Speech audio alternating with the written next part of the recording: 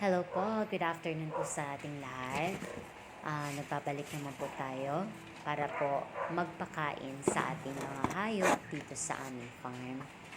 Bali po dito po kami nakatira at dito na rin po kami nag-aalaga. Backyard piggery lang po at may isa lang po kaming baka, no? So, share ko lang po yung natutunan ko. Ito po ay based lang po sa mga na-experience ko po at natutunan ko within our farm lang po. Okay?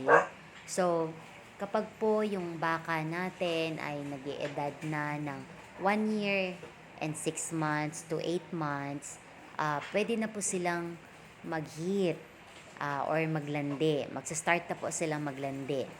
So, kapag po naglandi sila, mas maganda po na doon na po sa next na landi nila kung kailan natin sila pasasampahan ng toro. So, mga edad niyan, 1 year and 6 months and 1 year and 8 months. Then, ang timbang, mga nasa 170 to 180 kilos, pwede na natin pasampahan ng toro or pakastahan, ano, yun po yung tawag. So, kapag po naglandi po yung baka natin, yung babaeng baka, siya na po talaga mismo yung lalapit sa toro at magpapasampa ka agad-agad. Walang wait, walang ligawan. Agad-agad yan.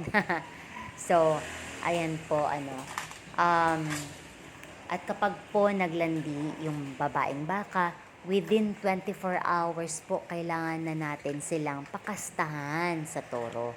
Kasi po, yun po talaga ang nangyari sa baka namin.